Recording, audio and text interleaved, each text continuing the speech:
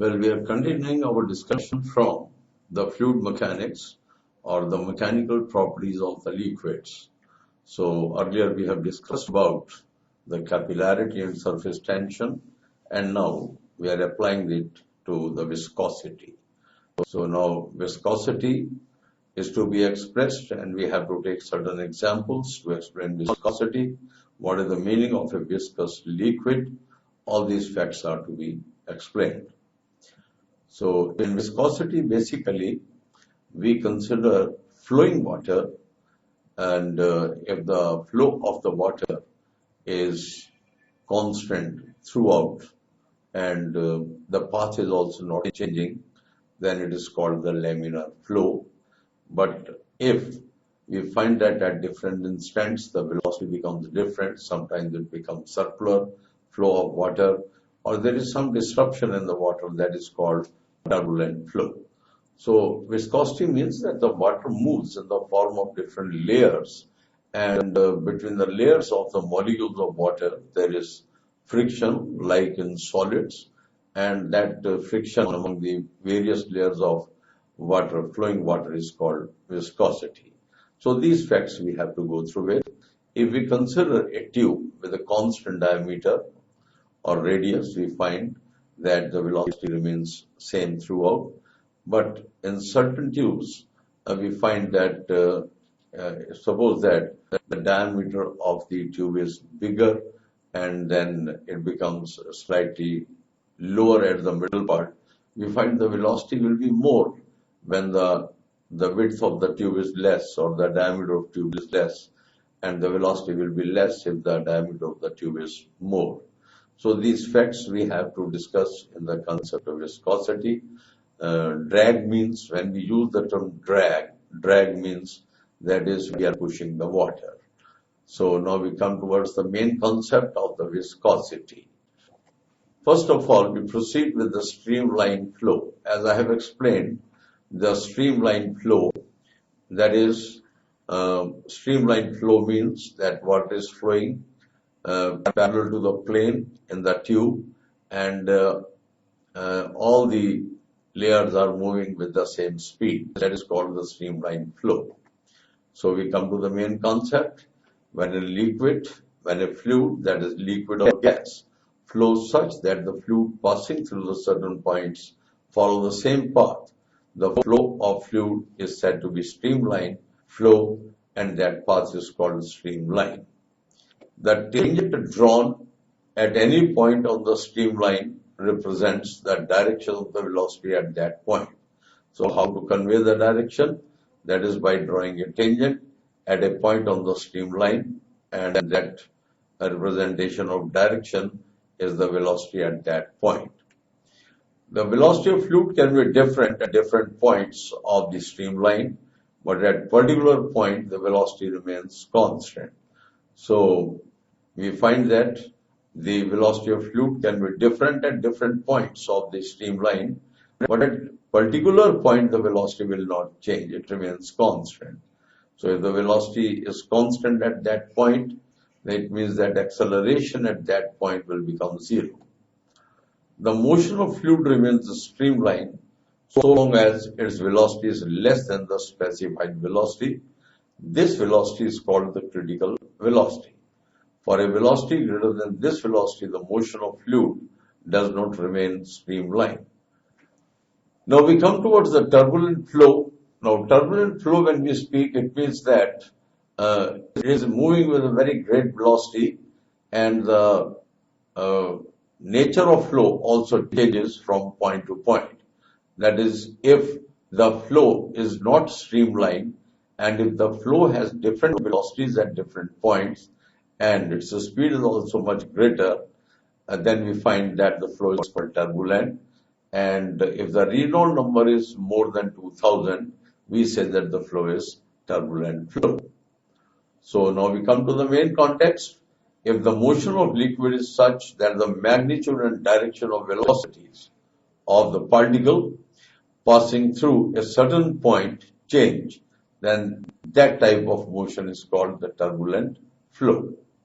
The motion of particles of liquid is zigzag or irregular in such type of motion. So the motion of molecules of water, that will be either zigzag or otherwise irregular flow. Such type of motion is called turbulent. In such type of motion, the eddy currents can be produced inside the liquid. So eddy current, when we speak, we are referring to the circular currents. So whenever the liquid is flowing, then well within the liquid, there are some circular currents produced, and that is called the turbulent flow. In the turbulent flow, most of the energy maintaining the flow of the liquid is used in producing the eddy currents in the liquid. So the energy in the turbulent flow is used for the formation of eddy currents, that is the circular currents.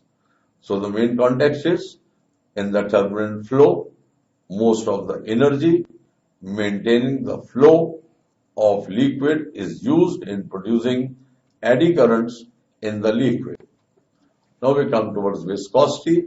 As I have explained earlier, that when fluid flows in a tube or in any particular portion, then we assume that the fluid is made up of many layers, and between the layers there is some friction among the molecules, and this friction among the molecules is called viscosity. So velocity depends upon this friction. So we come to the main context. When a liquid flows in a streamlined motion, its flow can be assumed in the form of the flow of layers, as I have explained earlier. There is a relative motion among the different layers of the moving liquid. The force acting between the different layers of liquid, which oppose the relative motion between the layers or tries to destroy the relative motion of the layers, then this force is called the internal frictional force or the viscous force, and the phenomena of producing such forces is called viscosity. The force is different for different liquids. If we consider water, if we consider oil, any other liquid we find, the viscous forces will be changing. So nature of fluid determines the nature of the viscous force. The streamline motion of liquid, each layer of lower velocity drags backwards and adjacent layer of the higher velocity. Similarly, each layer of the higher velocity pushes forward and the adjacent layer of the lower velocity. So it means that lower velocity and higher velocity are in the same liquid, but it depends upon the direction of the streamline motion. The sixth point we can remember is the motion on a horizontal plane. The velocity of the layer of the liquid in contact with stationary plane is zero, and the velocity of the uppermost layer is maximum. The property of the liquid, by virtue of which it opposes the relative motion between its adjacent layers, is called viscosity. So many layers are there. When the fluid flows, there will be friction among the various layers, and that friction is called viscosity. So it is shown in the figure. That is, many lines are drawn parallel to the horizontal plane. We find the maximum velocity is shown by the upper arrow in the horizontal plane. Zero velocity at the lower plane. In order to maintain the flow of liquid, an external force is to be applied tangentially on the layers of the same substance. Due to this reason, viscosity does not exist in solids. So in solids, the molecules are very close to each other and they do not flow, and that's why between the layers there is no friction. Now we come towards the velocity gradient. Gradient is already concerned with the tangent of the angle. In the streamline motion of liquid, the velocities of the different layers of the liquid are different. So velocities are different for the different layers depending upon how many molecules are present in those layers. Second point is that the layer of liquid, which is constant with the stationary surface, is at rest, and as the distance of layer from this surface increases, its velocity also increases. So now it is shown in the figure here. That is the distance between the two layers. Zero velocity at O, and at B and C the velocities are V and V plus dV. At C the velocity is slightly more, and maximum velocities of the upper layer. The layer of the liquid which is constant with the stationary surface is at rest, and as the distance of layer from this surface, its velocity also increases. Now velocity gradient, that is change of velocity divided by distance, that is called velocity gradient. So velocity gradient means change of velocity per unit distance.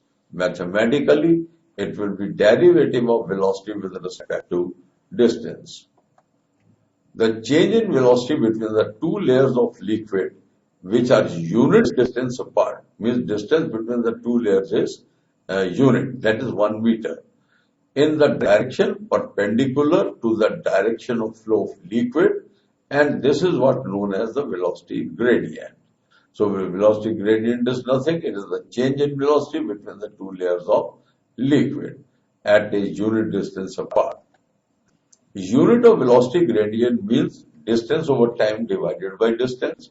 So after all cancellations, it will become inverse of t. So unit is the same as that of frequency. So it is m naught L naught t minus 1.